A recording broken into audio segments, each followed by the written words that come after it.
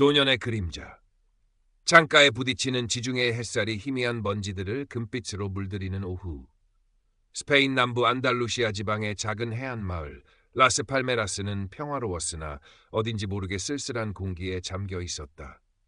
72살의 엘레나는 낡았지만 정갈한 아파트 거실, 남편의 온기가 아직 남아있는 듯한 안락의자에 앉아 창밖을 응시했다. 쪽빛 바다는 끝없이 펼쳐져 있었고 하얀 파도는 단조로운 리듬으로 해변을 쓸었다. 남편 알폰소가 세상을 떠난 지 벌써 5년. 마드리드와 바르셀로나에 각자의 가정을 꾸리고 바쁘게 살아가는 아들딸들은 명절이나 생일 같은 특별한 날에나 겨우 안부 전화를 걸어올 뿐이었다. 엘레나에게 유일한 낙은 주말마다 찾아와 제잘거리는 20살 손녀 소피아와의 대화, 그리고 젊은 시절 밑줄 그으며 읽었던 시집을 다시 펼쳐보는 것이었다. 할머니, 이것 좀 보세요. 페이스북이라는 건데 전 세계 사람들이랑 친구가 될 수 있어요. 어느 주말 소피아는 할머니의 낡은 스마트폰에 새 애플리케이션을 설치하며 말했다. 엘레나는 복잡한 기능이며 작은 글씨가 영 마음에 들지 않았지만 세상과 연결되고 싶은 희미한 갈망에 손녀가 하는 대로 잠자코 따랐다. 소피아는 할머니의 이름으로 계정을 만들고 프로필 사진으로는 몇 해 전 소피아의 대학 입학식에서 찍은 희미하게 미소 짓고 있는 엘레나의 사진을 골랐다. 이제 심심하지 않으실 거예요. 옛날 친구분들도 찾아보시고요. 소피아는 밝게 웃으며 떠나갔다. 혼자 남은 엘레나는 어색한 손길로 스마트폰 화면을 더듬었다. 친구 추천 목록에는 낯선 이름과 얼굴들이 가득했다. 대부분은 그녀보다 한참 젊어 보이거나 전혀 관심 없는 분야의 사람들이었다. 역시 나 같은 늙은이에게는 쓸모없는 물건이로군. 실망감에 스마트폰을 옆으로 밀쳐두려던 순간 한 남자의 프로필 사진이 눈에 들어왔다. 알레한드로 구티에레스. 자신을 마드리드에 거주하는 은퇴한 건축가이자 예술애호가라고 소개한 그의 프로필에는 고풍스러운 서재를 배경으로 지적인 미소를 짓고 있는 사진이 걸려 있었다. 희끗희끗한 머리칼, 값비싸 보이는 안경 너머의 부드러운 눈매. 엘레나는 자신도 모르게 가슴이 두근거리는 것을 느꼈다. 마치 잊고 지냈던 젊은 날의 설렘이 되살아나는 듯했다. 며칠 후 엘레나가 가장 좋아했던 스페인 시인 페데리코 가르시아 로르카의 시 한 구절과 함께 알레한드로로부터 첫 메시지가 도착했다. 여전히 로르카의 시는 우리의 영혼을 울리는군요, 엘레나 선생님. 그의 시에서 당신의 지성과 깊이를 느낍니다. 정중하면서도 다정한 그의 문장에 엘레나는 얼굴이 붉어졌다. 평생 중등 문학교사로 살아온 그녀에게 선생님이라는 호칭과 함께 건네는 지적인 찬사는 오랜만에 느껴보는 기분 좋은 자극이었다. 그녀는 떨리는 손으로 답장을 써 내려갔다. 그렇게 지중해의 햇살 아래 드리워진 노년의 그림자 속으로 달콤한 환상이 스며들기 시작했다. 엘레나와 알레한드로는 매일같이 메시지를 주고받으며 빠르게 가까워졌다. 알레한드로는 엘레나가 잊고 지냈던 문학 작품들에 대해 해박한 지식을 뽐냈고 그녀가 젊은 시절 열정적으로 가르쳤던 작가들에 대해 깊은 존경심을 표했다. 그는 마치 엘레나의 영혼을 들여다보는 듯 그녀의 외로움을 섬세하게 어루만졌고 잊고 지냈던 여성으로서의 자존감을 일깨워 주었다. 엘레나, 당신의 글에서는 지혜와 따뜻함이 느껴집니다. 마치 오랫동안 찾아 헤매던 지성의 샘을 발견한 기분입니다. 알레한드로의 메시지는 언제나 꿀처럼 달콤했고 시처럼 아름다웠다. 그는 자신이 현재 몰두하고 있는 스페인 전통 건축물 디지털 아카이브 프로젝트에 대해 열정적으로 이야기했다. 사라져가는 아름다운 건축 양식들을 기록하고 보존하는 일이라고 했다. 그러면서 엘레나의 문학적 소양과 깊이 있는 통찰력이 프로젝트에 큰 도움이 될 것이라며 언젠가 함께 이 꿈을 현실로 만들고 싶다고 속삭였다. 엘레나는 그의 말에 가슴이 벅차올랐다. 잊고 지냈던 삶의 의미와 열정이 다시 샘솟는 듯했다. 그녀는 알레한드로를 단순한 온라인 친구가 아닌 황혼의 길을 함께 걸어갈 마지막 로맨스의 상대이자 존경할 만한 지적 동반자로 여기기 시작했다. 밤늦도록 스마트폰을 손에서 놓지 못하는 날들이 이어졌다. 알레한드로가 좋아할 만한 시 구절을 찾아보내고 그의 답장을 기다리며 초조해하는 자신의 모습이 낯설면서도 싫지 않았다. 그녀의 단조롭던 일상에 생기가 돌기 시작했다. 아침에 눈을 뜨면 가장 먼저 그의 메시지를 확인했고 그의 안부를 묻는 것으로 하루를 시작했다. 창밖의 바다는 여전히 푸르렀지만 이제 그 푸른빛은 더 이상 외로움의 색이 아니었다. 그것은 희망과 설렘으로 반짝이는 듯했다. 어느 날 알레한드로는 조심스럽게 말을 꺼냈다. 엘레나, 혹시 실례가 안 된다면 작은 부탁 하나 드려도 될까요? 프로젝트 관련해서 아주 희귀한 고문서를 발견했는데 그걸 구입할 자금이 조금 부족합니다. 액수는 크지 않아요. 700유로 정도면 됩니다. 곧 후원금이 들어올 예정이라 며칠 안에 바로 갚을 수 있습니다. 엘레나는 순간 망설였다. 평생 누구에게 돈을 빌려본 적도 함부로 빌려준 적도 없었다. 하지만 알레한드로의 간절한 목소리와 그의 원대한 프로젝트를 생각하니 거절하기 어려웠다. 그렇게 큰 돈도 아니고 며칠 안에 갚는다고 하지 않았는가. 그가 얼마나 애쓰고 있는데 이 정도 도움은 줄 수 있지. 그녀는 스스로를 합리화하며 다음 날 아침 은행으로 향했다. 창구 직원에게 송금 목적을 묻는 질문에 개인적인 용무라고 짧게 대답하며 조금은 떨리는 손으로 알레한드로가 알려준 계좌로 돈을 보냈다. 송금을 마치고 나니 마치 자신이 그의 위대한 프로젝트에 중요한 기여라도 한 것처럼 뿌듯한 마음마저 들었다. 며칠 뒤 알레한드로는 다시 다급한 목소리로 연락해왔다. 엘레나, 정말 죄송합니다만 또 문제가 생겼습니다. 프로젝트 서버에 심각한 오류가 발생해서 긴급하게 복구해야 하는데 비용이 2,000유로 정도 필요합니다. 지금 당장 해결하지 않으면 그동안 모아온 귀중한 자료들이 모두 사라질 위기입니다. 엘레나의 마음은 철렁 내려앉았다. 하지만 그의 절박한 목소리와 귀중한 자료들이 사라질 위기라는 말에 거절할 수가 없었다. 그녀는 얼마 되지 않는 자신의 연금 일부를 깨서 다시 그에게 돈을 보냈다. 마음 한구석에서는 희미한 불안감이 고개를 들었지만 알레한드로의 감사 인사와 당신 덕분에 위기를 넘겼습니다. 당신은 나의 구원자입니다, 엘레나라는 달콤한 말에 그 불안감은 눈 녹듯 사라졌다. 그 후로도 알레한드로의 금전 요구는 계속되었다. 프로젝트 후원 기업의 갑작스러운 세무조사로 지원금이 동결되었다며 변호사 비용과 긴급 운영 자금으로 5,000유로를 요구했을 때 엘레나는 결국 남편 알폰소가 남긴 얼마 안 되는 유산에 손을 댔다. 은행 창구 직원은 송금액이 커지자 노골적으로 의심스러운 눈초리를 보냈지만 엘레나는 내 돈 내가 쓰겠다는데 무슨 상관이냐며 오히려 언성을 높였다. 그녀는 자신이 점점 더 깊은 수렁으로 빠져들고 있다는 것을 어렴풋이 느끼고 있었지만 이미 너무 많은 것을 그에게 주었기에 이제 와서 멈출 수가 없었다. 멈추면 그동안의 모든 것이 물거품이 될 것만 같았다. 소피아와의 주말 만남도 뜸해졌다. 소녀는 할머니가 스마트폰에만 빠져 사는 것 같다며 서운함을 내비쳤고 엘레나는 그런 소피아에게 괜한 짜증을 내기도 했다. 알레한드로 외에는 누구와도 대화하고 싶지 않았다. 그는 세상에서 유일하게 자신을 이해해주고 자신의 가치를 알아주는 사람이라고 믿었다. 가끔 알레한드로의 이야기에 앞뒤가 맞지 않는 부분을 발견하거나 화상통화를 하자고 하면 지금은 카메라가 고장났다. 인터넷 연결 상태가 좋지 않다며 교묘하게 피하는 그의 행동에 작은 의심이 들기도 했다. 하지만 그럴 때마다 알레한드로는 엘레나, 설마 나를 믿지 못하는 건가요? 우리가 함께 만들어갈 미래를 생각하면 이 정도 어려움은 아무것도 아닙니다. 조금만 더 힘을 내주세요. 라며 그녀의 죄책감을 자극하거나 더욱 달콤한 약속으로 불안감을 잠재웠다. 엘레나는 그의 말에 또다시 넘어가곤 했다. 그녀는 이미 이성적인 판단력을 상실한 채 알레한드로가 만들어낸 환상 속에서 허우적거리고 있었다.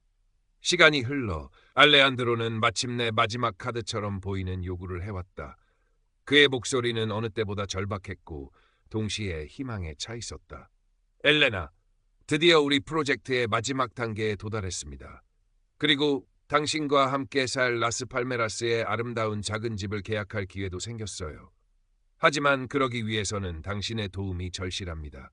현재 살고 계신 아파트 시세의 절반 정도, 약 3,000유로가 필요합니다. 아파트를 담보로 대출을 받으시거나 혹은 금매로 처분해서라도 자금을 마련해 주실 수 있겠습니까? 이것만 해결되면 정말 모든 고통은 끝나고 우리는 꿈에 그리던 행복한 노후를 함께할 수 있습니다. 매일 아침 당신과 함께 지중해의 일출을 보고 싶습니다. 엘레나. 엘레나는 숨이 멎는 듯했다. 3,000유로. 그것은 그녀에게 남은 거의 모든 것이었다. 평생을 살아온 남편과의 추억이 고스란히 담긴 이 집을 건드려야 한다니 그녀는 며칠 밤낮을 잠 못 이루고 괴로워했다. 한편으로는 알레한드로와 함께할 달콤한 미래가 손에 잡힐 듯 그려졌고 다른 한편으로는 모든 것을 잃을지도 모른다는 극심한 공포가 엄습했다. 그녀의 마음은 갈기갈기 찢어지는 듯했다. 결국 엘레나는 알레한드로가 그려준 장밋빛 미래에 대한 갈망을 이기지 못했다. 이것만 해결되면 정말 모든 것이 좋아질 거야. 그녀는 떨리는 마음으로 은행에 대출 상담을 예약했다. 그리고 알레한드로에게 메시지를 보냈다. 당신을 믿어요, 알레한드로. 우리가 함께할 미래를 위해서라면 뭐든지 할게요. 은행에 가기로 약속한 날 아침, 엘레나는 밤새 뒤척인 탓에 몸도 마음도 지쳐 있었다. 거울 속 자신의 모습은 낯설 만큼 초췌했다. 그때 초인종 소리가 울렸다. 예고 없이 찾아온 소피아였다. 할머니, 안색이 너무 안 좋으세요. 어디 편찮으신 거예요? 소피아는 할머니의 창백한 얼굴과 극도로 불안해 보이는 눈빛을 보고 심상치 않음을 직감했다. 엘레나는 당황하며 아무것도 아니라고 둘러댔지만 소피아의 걱정스러운 시선을 피할 수는 없었다. 엘레나가 잠시 차를 준비하러 주방으로 간 사이 소피아는 거실 테이블 위에 놓인 할머니의 스마트폰에서 계속해서 울리는 알림음을 보았다. 알레한드로라는 이름이었다. 호기심 반, 걱정 반으로 소피아는 할머니의 스마트폰을 집어들었다. 그리고 화면에 떠있는 메시지들을 보고 경악을 금치 못했다. 엘레나, 은행에는 잘 다녀오셨나요? 계약금이 오늘까지 입금되어야 합니다. 조금만 서둘러 주세요. 우리의 행복이 코앞에 있습니다. 왜 답장이 없으신 거죠? 무슨 문제라도 생긴 건가요? 제발 저를 실망시키지 마세요. 알레한드로의 집요한 재촉과 그 아래에 간간히 보이는 엘레나의 절망적이고 순종적인 답변들. 소피아는 온몸에 피가 싸늘하게 식는 것을 느꼈다. 이건 정상이 아니야. 소피아는 떨리는 손으로 인터넷 검색창을 열었다. 알레한드로 구티에레스. 그의 프로필 사진을 이미지 검색했다. 결과는 충격적이었다. 그 사진은 스페인의 한 유명 중년 모델의 화보 사진 중 하나였다. 소피아는 이어서 그가 언급했던 스페인 전통 건축물 디지털 아카이브 프로젝트와 마드리드의 건축 사무소를 검색했다.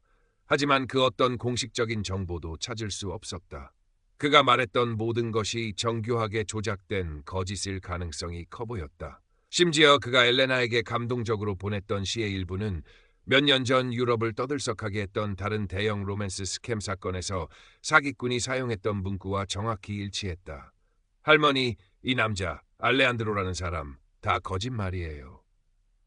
주방에서 쟁반을 들고 나오던 엘레나는 소피아의 떨리는 목소리에 그대로 멈춰섰다. 소피아는 울먹이며 자신이 찾아낸 증거들을 할머니에게 보여주었다. 스마트폰 화면에 떠오르는 차가운 진실들, 모델의 사진, 존재하지 않는 프로젝트, 다른 사기 사건에서 사용된 문구들. 엘레나는 처음에는 믿을 수 없다는 듯 고개를 저었다. 아니야, 그럴 리 없어. 알레한드로는, 그는 나에게 진심이었어. 하지만 소피아가 내미는 명백한 증거들 앞에서 그녀의 부정은 힘을 잃어갔다. 자신이 얼마나 어리석었는지, 얼마나 허황된 꿈에 빠져 있었는지 깨닫는 순간 엘레나의 온 세상이 무너져 내리는 듯했다. 알레한드로가 속삭였던 달콤한 말들, 함께 꿈꾸었던 미래, 그 모든 것이 한낱 신기루였다는 잔혹한 현실이 그녀의 심장을 갈기갈기 찢어놓았다.